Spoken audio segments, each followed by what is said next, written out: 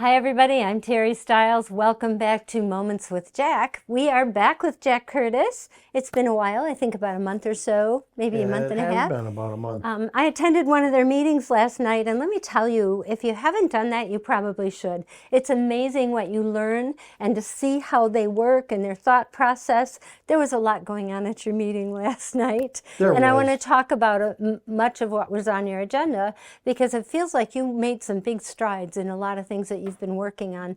Most importantly, that septic, the SAD district out on Dunlap Road. Yes. What's going on with that? I know you spent a lot of time talking about it, and that had to be delayed a little bit, right? Yes. The SAD is what we call is a special assessment district, and we call it the North Area Sewer Special Assessment District. It's been noticed that there is a real need for sewer in the northern quadrant of Oxford Township, specifically the northwest side. Oxford Township is home to the headwaters of many rivers, and the names of them are the Clinton River, the Paint Creek River. In fact, we even have the Flint River that flows to the north from here. So in an effort to protect these headwaters, we have an identified need for sanitary sewer in that area. Not to mention that also helps Stony, right? Yes. Stony Lake. Stony Lake That's all Park septic and systems in there? Yes, it's commonly referred to the Brab-Dewey subdivision. Brab-Dewey subdivision was platted back in the 1910s, and some of the homes were built in 1920. Well, the sins of the past are now bearing fruit, right? Yeah. We have septics that were installed in 1920 as a summer cabin Cottage. for a few. The cottages may have comprised itself of a 55-gallon drum. Yeah. And they're failing. What's happening now are people are using these for full-time residents with multiple residents, families living in a home. The sanitary sewer situation up there never encompassed that. So we're trying to address that before it becomes critical. What we're doing is we are installing the 18-inch sewer line that we had stopped at Harriet Street on M24 after the M24 reconstruction, and now we're installing it from Harriet Street to Dunlap. This is being done at the cost of the property owners, not to the residents or current sewer users. Hence the special assessment. Special assessment district. The cost of that is bonded out, and the property owners will be liable for paying those bonds as they mature. And do they get paid through their taxes? Does it get incorporated into the tax bill? Okay. Anytime a special assessment district is created, whether it's for weed control on the lakes or paving of a private road, the township steps in and does the special assessment district process to allow it to be completed, and then the taxpayers pay the township for it. And then that has to be approved by the county. Is that what the holdup is right now? Well, we have been working on this for over 3 years, and by the time we got to fruition, we had a 6-month delay from the Michigan Department of Transportation. Oh. One of their engineers felt that they were uncomfortable with us boring under 24. By the time we worked our magic, we were almost to MDOT and Lansing to get the project approved. It drug us down by almost 6 months, maybe a little over 6 months. Huge amount of money too, right? Approximately $400,000 to $500,000 increase in cost due to a 6-month delay. Wow. So we have sent it out to bid, the entire project, based on all our permits being ascertained. We have a company that will be awarded the bid once we have all the costs and the role is created and separated out amongst each one of the property owners. So the bid's already gone out. Yes. It's already been accepted. Will that cost increase depending on the delay, or is that capped? No, we that have bid? it capped with the supplier. for 180 days. Oh, good. They've guaranteed their cost to us for 180 days. Now that allows us to set the roll, that allows us to have public hearings, that allows us to get everything ready. In the meantime, once that roll is created and it's approved, they can start ordering parts and pieces and begin work. Nice. And so that you expect that to happen when? In this I'm a January? driver. In the winter-ish? I'm a driver. As You're soon just as getting it done. let's get it done. Yeah. The company that will be awarded the bid, the low bid, they're willing to work in the winter. In the winter? Okay. Yes. Good. Good to know. And in fact, they really bid it based on being winter work, so it fills their schedule in. Okay. Yes. Good. Perfect. And then, so what else did we learn going on? You go ahead.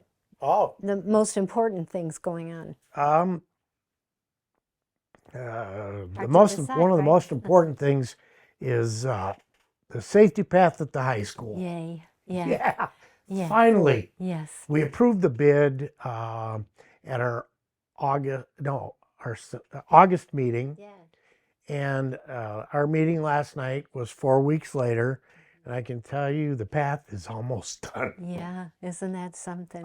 We were awarded a congressional community action monies. And if we would have accepted that, that path wouldn't be in for another year. Sure. It would have had to been redesigned. It would have cost us approximately $200,000 more than the original estimate. Right. So Superior Excavating won the bid. They said, well, we're going to probably finish this in November. And I challenged them to get it done before school started. Nice. So they couldn't get their contractors to speed up. And working with the people we know, local people we know, we were able to get Terman Tree Service to cut all the brush and trees out of the way. We were able to get with C&M Excavating, and they teamed up with Superior. Nice. So Chris Murray was out there. Wow. Chris Rowley was out there excavating and working with Superior.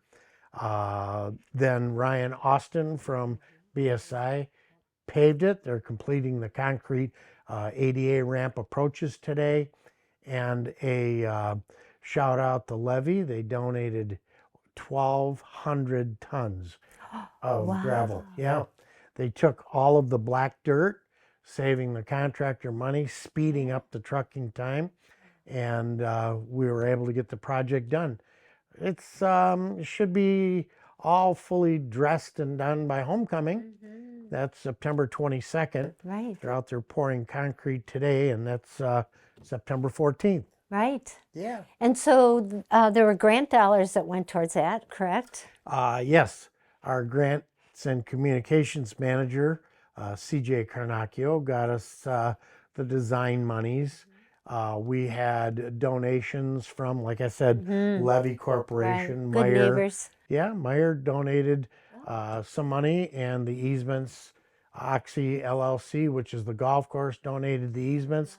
The school participated in some of the funding.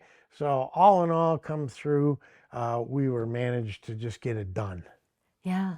Congratulations. Thank you. Yeah. Wow. That's pretty impressive. You know, we've all seen projects like that take months and months and months. Drag and drag and drag. Such an important project. Yeah, we had to get it done. Yeah. So. Great. And on safety paths. Yes. Last night, the board approved the completion of our eastern end of the safety path to Bar Road on Lakeville Road.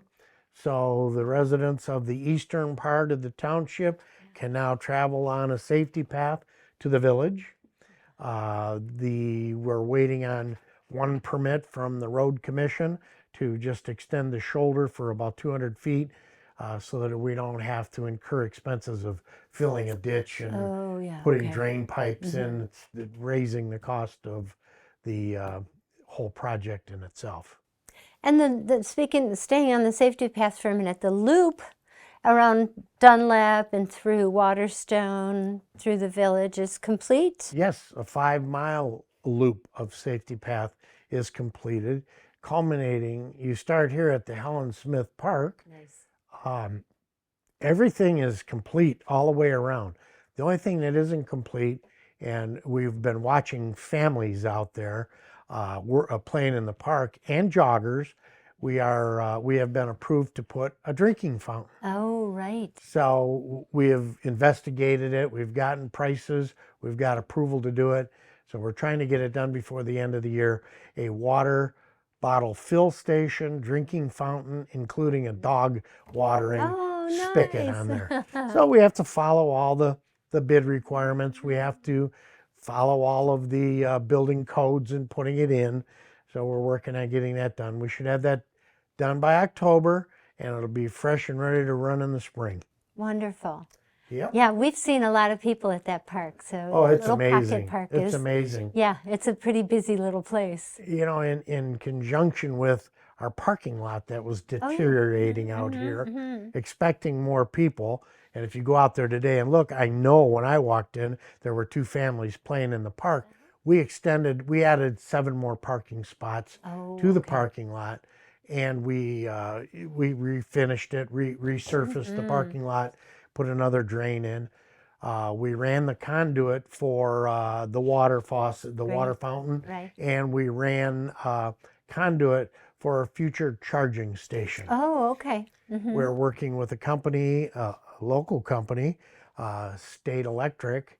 They have proposed to put a charging system in, one single post, dual charging, fast charger in our parking lot. So we're ready for it. Is that covered by federal dollars, or is that something the township has to pay for, or grant money? There's $0 charged for the township. It's a revenue sharing based on use. The company puts it in with their business model, works with GM dealers, and they get money for the stands and the chargers, and then they put the infrastructure in, and all we do is share the revenue that comes off the charger. Okay, all right. So it is a QR code or a credit card.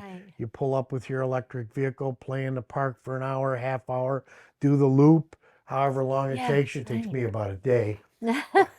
But you can charge your vehicle there if you want. Okay, so that's just like going to the gas station. Yes, it is. You have a basic gas station right here. So now that we're at the township building, let's talk about the building itself. Yes. It's, I think you said last night, about 15 years old, and it's in need of a little repair. It is. Over the past 15 years, we've added on a portion of the building where the meeting hall is, and included in that was, of course, the old building, the new building, and then a little cantilevered spot downstairs.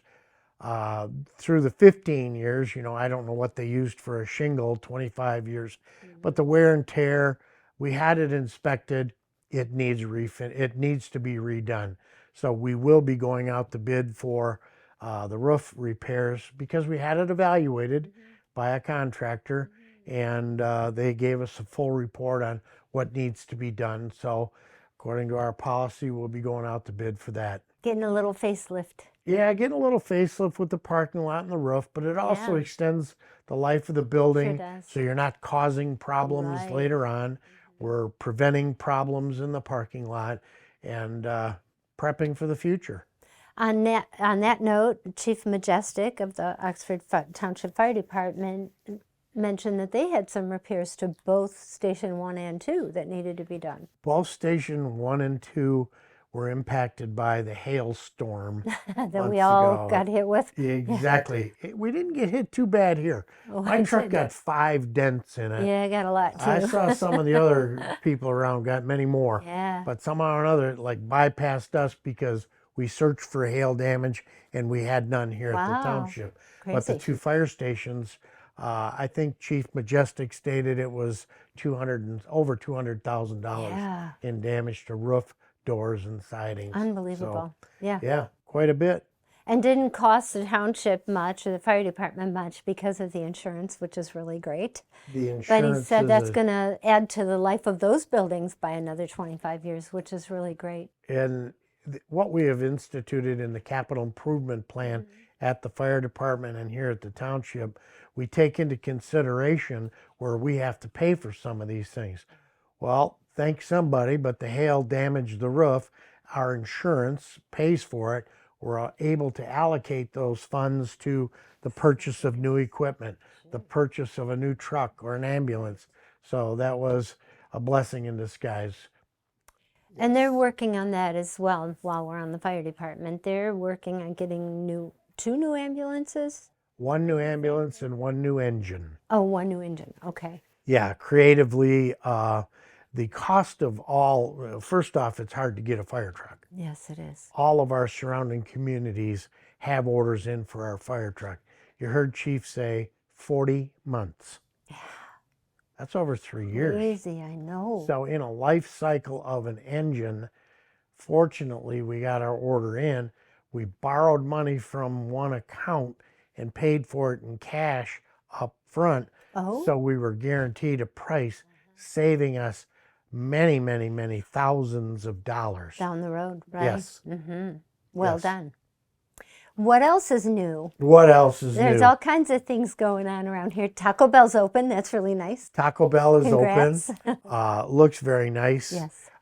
If you can get in there, it's really crowded. Oh, you know, that's... Everybody wanted Taco Bell. They yeah, everybody wanted it, and rightfully we got so. it. We talked to Lou Dortch, who owns Taco Bell, the Great Lakes Taco Company.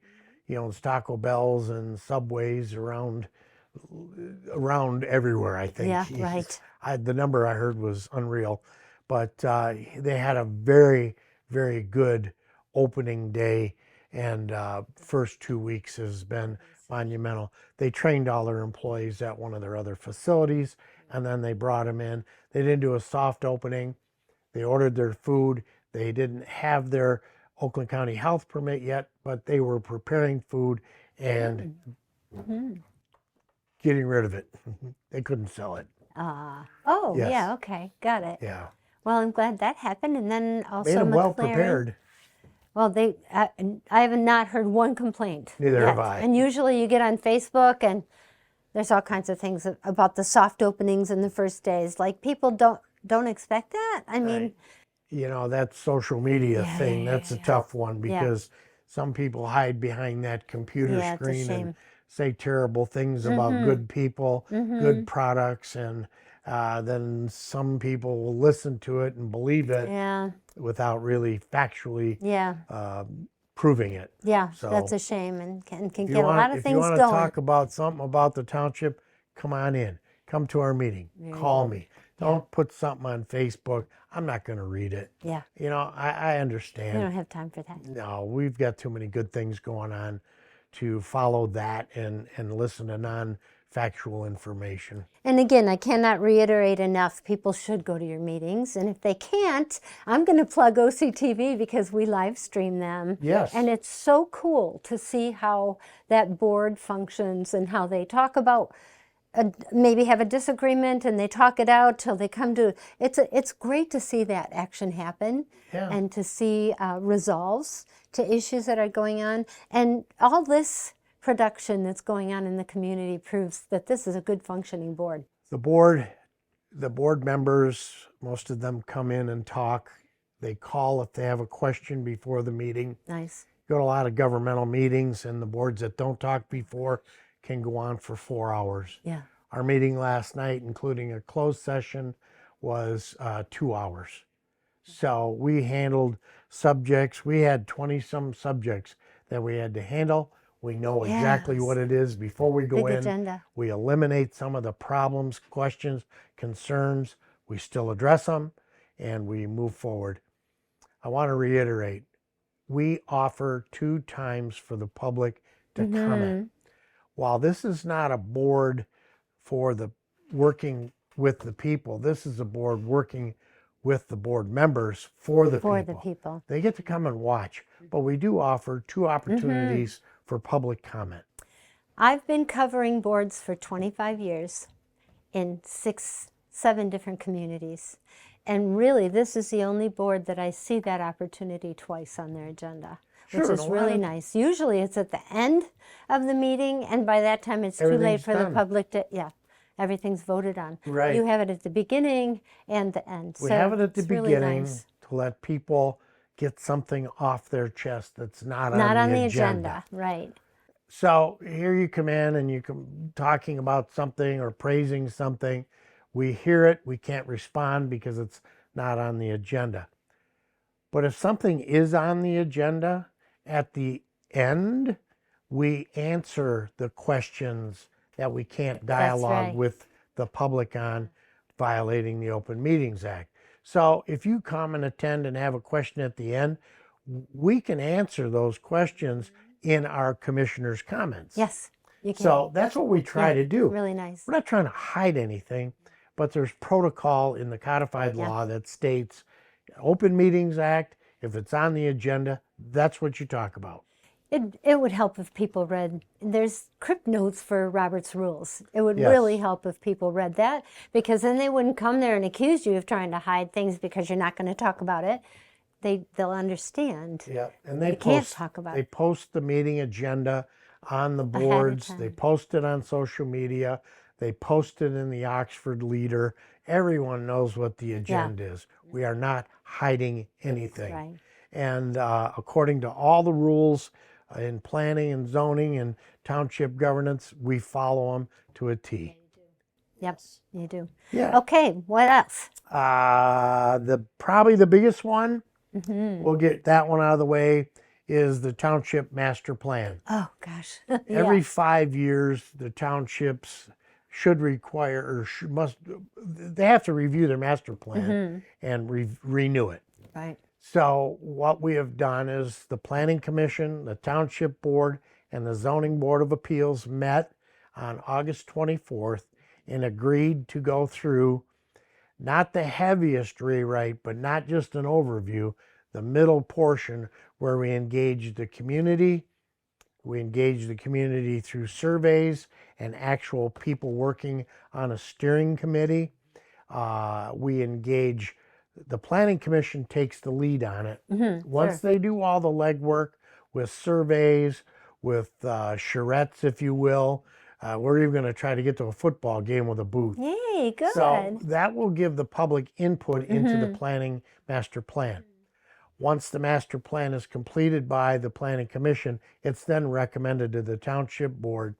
After it's all reviewed by surrounding communities, all of our planners and commissions, it'll be presented for adoption. Explain the steering committee for those who don't know, because that is important. You do get public input through that steering committee. Sure. And, you know, we don't just select people based on my feelings, based on Susie's Or feelings. the building We department. pick people out of the different quadrants. We have a resident who is a hay farmer in the northeast quadrant. We have somebody that lives in Waterstone. We have a science teacher. She works for Oxford Schools, is going to be on the committee. We have Business owner. business owners. We have a couple business owners, and we haven't selected all of them yet. We are reaching out and offering them the opportunity to work on the steering committee to help push the master plan through. Nice. Now, the Parks master plan just went through, Parks and Rec. I have not seen the final product yet. I don't believe it's done, but we will include some of those things in our master plan. Right, okay. One thing new about this master plan we're doing is we're doing what's called a build out. Currently today, you can build X number of homes, multiple residents, businesses, industry. What is the max our system can take infrastructure wise? Then when you take what you'd like to see and compare it, then try to drive it to a happy medium, I call it. Right. We don't want to overtax our water system. We don't want to overtax our sewage system. Right. We don't want to overtax our industrial properties. So we take all this in the build out and say, hey, you know, we can't rezone these areas. Or, hey, we all know the northeast quadrant is not going to be developed. It's sanctity. Yeah. That area is So one of far, our yeah. proud to say, equine districts Yeah. in Michigan. It's a very nice area. Many beautiful farms there. Never want to touch them. No. But some of that surrounding area on M24 is zoned differently. We have to look at the impact on that too when we plan this out through a build-out plan. Got it. Well, that's So looking ahead. our planning Foresight. contractual partner, Carlisle Wortman, does have software to do all of those things. It's becoming more cost efficient to do them and included in the price is a build-out plan. Do you have a time limit that this has to be done and approved or adopted? It's every 5 years you should do it, and most of them take about a year. I want to see this done before November of 2024. Oh, but you don't have to submit it, say, April 30th of 2025 or something. We have a timeline that we work for completion of and presentation of to the board by October, before the election. Okay, got it. Yes, before the election. Oh, that's easy to keep track of. Yeah, exactly. Speaking of elections, everything's going smooth with that department, right? No. Oh, Our clerk's office is there's ever not changing. scrambling. They are very proficient. Yeah. But we had to mail out 18,000 requests for permanent absentee ballots. Wow. They all have to be returned either by U.S. mail or we have a drop box where they can come in and do it.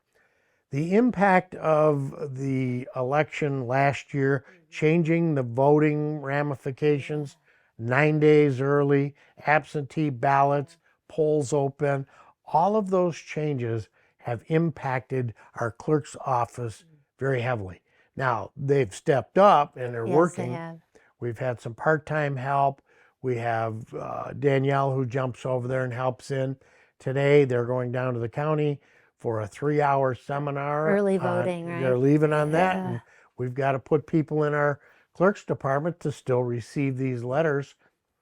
This election change, I don't believe the state knows the impact on local governments like it is. Fortunately, this building was prepared for the great detail in which has changed. Unbelievable. And it's Clerk Wright, Deputy Clerk Susan stepped McCullough, and Kelly Richter. They are pounding this stuff out, and we're gonna. They're go-getters. They'll get it done. So I'm going to venture to say the people in this community can have confidence that their vote will be accurate and counted properly. The people in our community have been welcome to come to voter certifications in the past. Trustee Charles brought a group of residents in that had questions on our voter security, validity, certification. Great. They came in and watched the whole process. Beautiful. You know, we're not adding ballots at the last minute. We have cameras on all our... That was my next question. On all the building, anywhere there's election material, drop boxes, it's all cameras. And those cameras were paid for by a grant from CJ. Beautiful. I'm not going to plug them Very too many good. times, but I just want to stress the efficiency and effectiveness that this has been operating in for the past 3 years. Yeah, that's important. It is. It's the residents' money we're watching. That's right. Being forced on by legislation, we have to change on a minute's notice, and we are doing that. Not only the residents' money, but their choices. Yes. And that's what you're here for. Sure. And, you know, we don't hide anything here. This is don't watch TV. Come watch us. You know, Absolutely. It's so sad that we believe what we see on all TV, not OCTV. Not OCTV. No, but It's all real what I'm and saying is straightforward. we are very transparent. If you want to see voter certification, contact the clerk's department. Yep. They'll have a date. If you want to see a tax tribunal, call. We'll give you the dates of tax tribunals. If you want to see voting on the millages and who votes yes and who votes no, come to a township board meeting. Watch OCTV, live stream it. It's out there. We're not hiding anything. And on that note, I don't want to have you talk too much about the millages because you lose people, number one, but they did talk about millages last night, what got voted up and what got voted down and what got decided on. So please watch that Oxford Township September 13th Township meeting. Exactly. On OCTV, YouTube, Facebook, you'll be able to find it anywhere, Roku, and now we even are on the Apple app Yes. as well. You can put it And on your phone.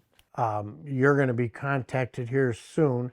We are proposing to upgrade our security on our doors with badge entry.